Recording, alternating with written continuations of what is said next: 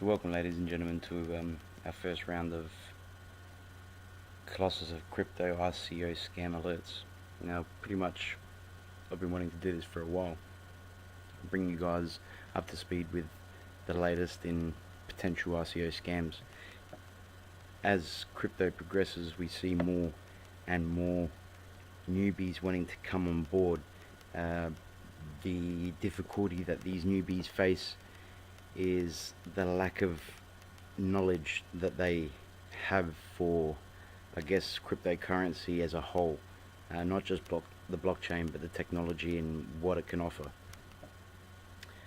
This is why we are at the stage now where I need to create a YouTube channel for you guys, as it seems that some of us who are a bit more advanced and a bit more who have been in the field for a little bit longer can obviously tell an ICO scam, or one that is more likely to not produce the goods for you.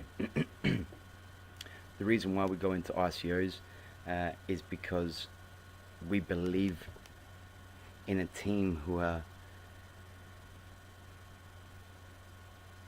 with power enough to create something worthwhile.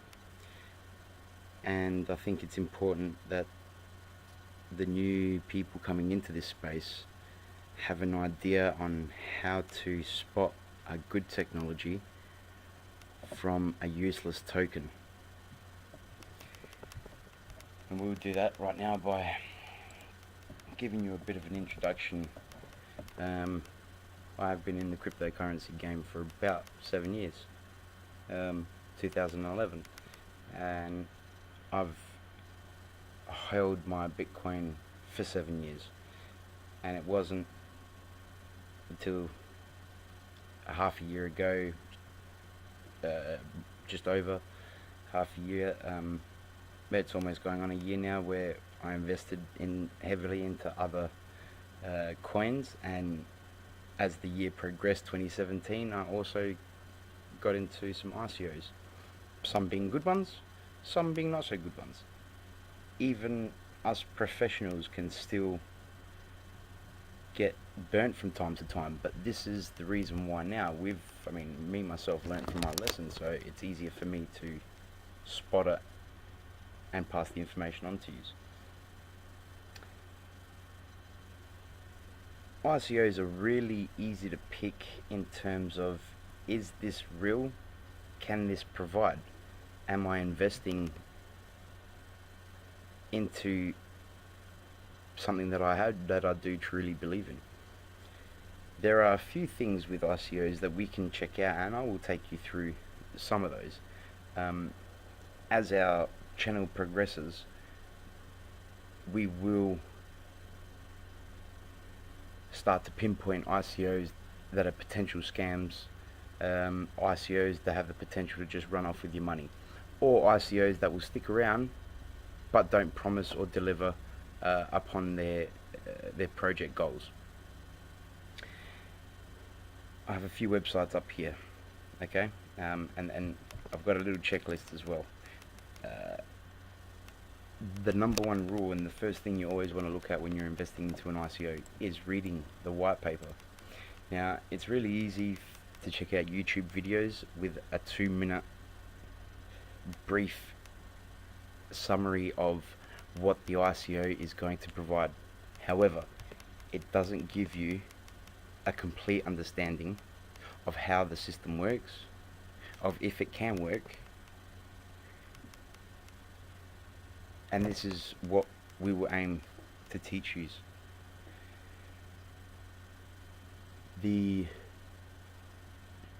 ICO white paper is pretty much your guide to everything, not just the ICO itself, but how the team is, how the people are personally. If a white paper is strong, then you can understand that people have sat around in an office and brainstormed and come up with ideas. the white paper needs to be read from start to finish. You need to understand absolutely everything that happens in that's said in that white paper. And if you do not understand it, you need to go back and you need to read it until you do understand it. And if you don't understand it, then the best option is just to always move on. The reason why I say that is because even without a technical understanding, if you believe in something, you would always have some sort of idea on how that process would work. And this is another reason why it's important to get yourself familiar with the blockchain, with smart contracts, with different kind of cryptocurrencies that are out there. We have Bitcoin, for example, which is a payment system. Ethereum, which is a decentralized application platform. Neo as a decentralized application platform.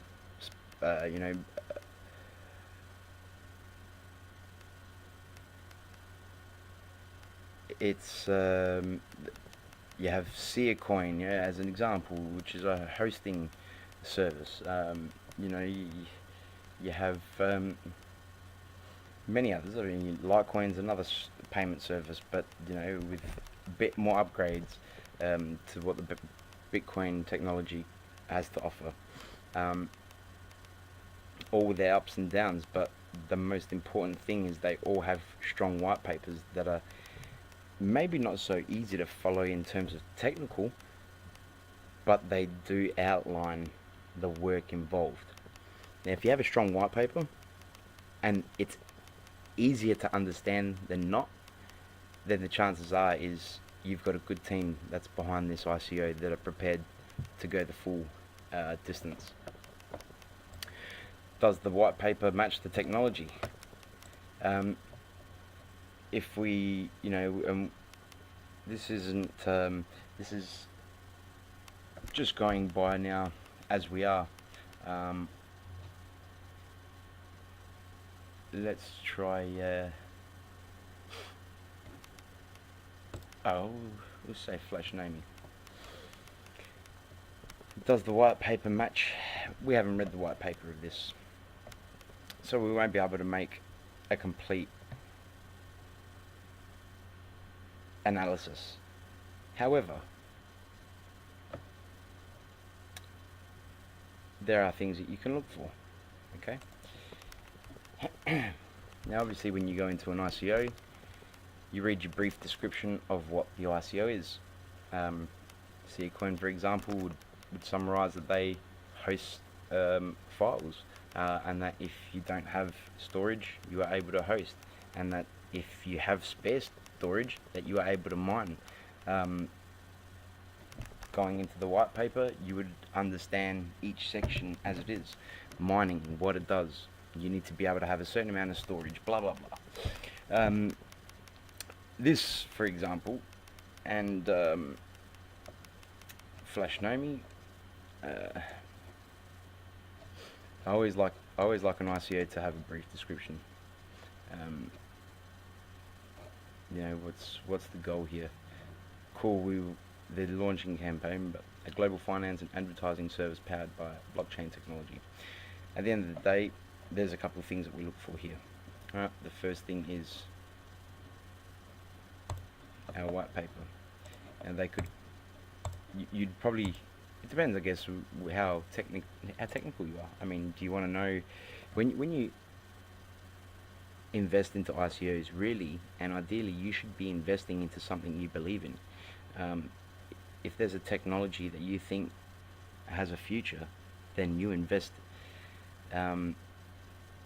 Reading the white paper, reading the technical white paper, give you a good understanding of how that can come about.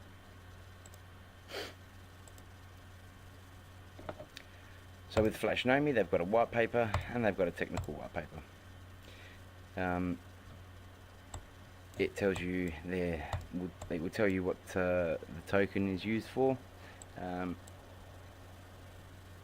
It cannot be used for any purpose other than, and it's, it is really important to read these because they do have some little clause which will pinpoint that they've and as we get into the episodes of our channel, you will see and be able to pinpoint through special, I guess, keywords in white papers that will be able to differentiate, are we going somewhere or aren't we? For example, ICOs that with white papers that advise that you may not receive your tokens after the ICO. I mean, it's little things like that. You know, I wouldn't want to put my money into something where there's a potential for me not to receive. I want people to be certain, and I want people to be sure. I want this to be thought out before I dive in. So essentially, you would read every 66 pages, go through it. I mean, really, at the end of the day, these 66 pages is the difference between you investing and losing your money and you investing and being a winner. Once you've read the white papers, it's always important next to find if the technology that they want matches. So, cool. They want a flash wallet, flash exchange, flash remit, which would then give you a card.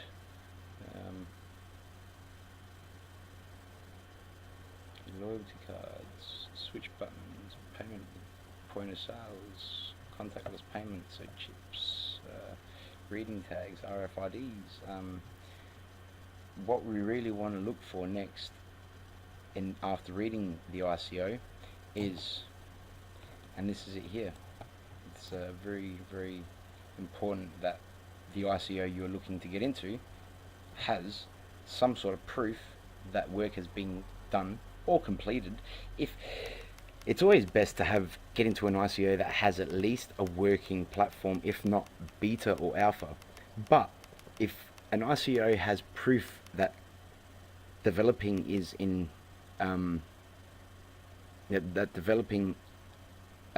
is in progress, then it's a bonus to have that, because it proves that there is work being done. There are lots of ICOs that don't provide you with GitHub links. There are many that provide you with them with not much work going on, and this is what we'll come to here. We can see in Bitcoin's commits on their GitHub page that, you know, work is being done. Just 7 hours ago it was verified. So, you know, there's continuous work on there. But then when you come to another one here, like I've just chosen OneCoin, I haven't really checked up much about it, but it's, you know, there hasn't really been much work done in the last 5 years, and the last commit, so the last live person to actually do something, was in 2013. So would I invest into something like OneCoin? I probably wouldn't, because who the fuck's behind it doing anything? I'm sorry for the language, you'll get that from me on most videos, especially when I become a little bit passionate about this. We're here, guys, because we want to help new people coming into the space. Essentially, we want them to feel a sense of comfort that their money is going exactly where they believe it's going to, with the potential of the idea is so good that, you know, we'll moon with this coin later in the future. So with Flash money, we have updated on the 20. So 2 repositories, Ethereum token standard and not a standard ERC. Now this was done back in 28th of December. So the smart contract is finished. What I'd like to see from Flash Money is we have a photo here of a mobile app. So what I would look for is, if they're promoting a mobile app, I would be going into their GitHub to see if there is work being done on a mobile app, or at the very least to go through the App Store or the Play Store and download the version of that app. So it's always good to have a working product. When they're showing something like an app, but they don't have any links to it, then I start to question it. Alright, maybe it's still in work, maybe it's still in working order. I would prefer not to see those photos and have written in the white paper for future plans of what's to happen. Because seeing this, it shows, well, we have something working here. It's proof because we're not just going to it's, I see hard proof in front of me. This here says we've got a fucking an app. Well, where is it? It's available on the Android and iOS and allows users. So the Flash application or Flash app, which is available on Android and iOS. Well, let's check that out.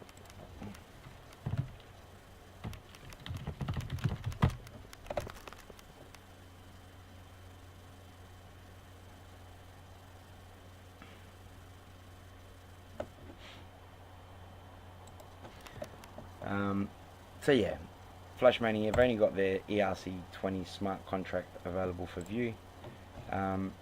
Again, we haven't gone through this to completely determine.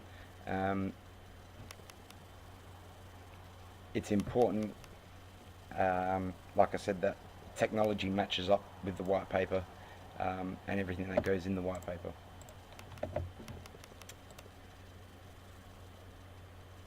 Brings us to the next point. Is there proof of the technology? We've gone through that. Has the technology been matched? And what I mean by that is, has the technology, is it out already? Is there another coin that has these features? And if so, what does this new coin offer that the previous didn't? And things like, a 10-second transaction time or a 2-hour transaction time, quicker transaction time, doesn't really meet my needs. I'm happy to wait, 2 hours for a transfer, and I'm happy to pay a little bit more of a mining fee if that's the case, or if I need it a bit quicker. What I want to see is what makes this coin different from the next. Otherwise, what you tend to see is a lot of copying of code, and for people who aren't as tech savvy, it's a bit harder to determine what code has been copied and what hasn't. Now, there has been some. I would prefer ICO teams to essentially, I'd prefer them to copy white paper than to copy code. I mean, copying white paper can tend to be a mistake. We generally like to put things up against similar things to reference, to keep there as a guide, sort of. And I don't have a problem with ICOs copying a particular section as long as it's not a whole white paper or a majority. I'm happy with a few sentences or maybe one page out of 100 to be taken, as long as it's not the foundation around the ICO itself. I would prefer that than have the team copy the code, because copying of code generally, copying a white paper, it's fine, but copying a code, the uniqueness of the crypto is in the programming, not in the white paper. The white paper is important for understanding. The programming is important to make it run.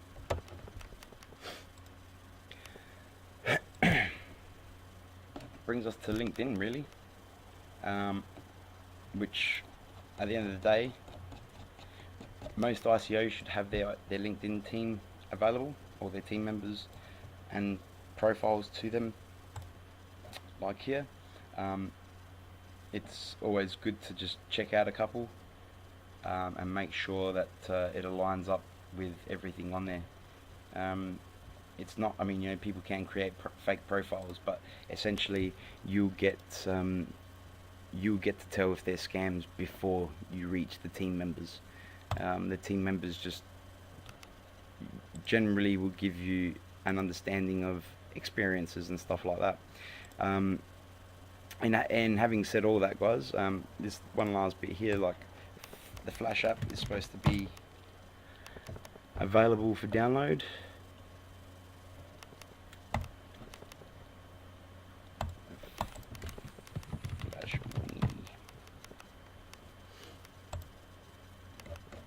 And that's another red flag. So, I mean, yeah, cool. These guys might be a legit company with legit promises, but when I'm told here that the Flash application, which is available on Android and iOS, allows the users, yeah, I just can't. Yeah, I don't like that. I don't like to be told that something's available and it's not. Yeah. So I would question Flash money. Anyway, guys, this is not about Flash money. This is about how to spot or the best practices in spotting. We will summarize what we've just gone through, guys, and this is just the introduction of our channel. Really, it's just I've been wanting to do this for a month or so now, but I've been quite busy and I've just gotten some time to start the channel up, so I thought I'd give it the first video. And look, guys, I'm only out here looking after the interests of the investors who you know, are just pretty much throwing their money into blind space at the moment. Cryptocurrency is a lovely world to be in. It's just very important to understand it, to follow it, and to keep on top of it. Don't go throwing money into something that sounds too good, because just like, and what I mean too good, I mean, you know, throwing money at you wise. I'm not talking about technology good, because technology, if something sounds technology good, get into it if it sounds right. If it doesn't sound logical in terms of profits being promised, ICO should never ask you or tell you or let you know what to expect in terms of percentage profits at the end of it. ICOs do also run for sometimes a long time. Generally with the ones that don't have much behind them in terms of programming developing, you obviously will take a bit longer in terms of the ICO hitting the market. Other times you'll see ICOs you know, be only available or 5 day, 6 day, and then by the end of that month they're out on the market. It's good to get into ICOs like that. They're usually the ones that have the working system behind them. Generally companies who want to decentralize their services, and it's what the blockchain is made for. So if you have any questions, feel free to leave us a comment. Don't forget to like the video, subscribe if you feel you could get some information out of this channel, and beware, because we'll be trying to do weekly videos on this, with the first episode coming up very shortly on AusCoin. Found a few flaws, a few leaks in their white paper and technology, which I'll be getting the video done and dusted ASAP and published out there, so that you guys are made well aware not to invest your money into pointless scams. Thanks, guys. I hope you enjoyed the video here. Donations are available. I don't ask for money. If you want to donate, it's completely up to you. I'll never ask you to invest into ICOs. This channel is specifically to catch out for us investors. Be safe out there, people.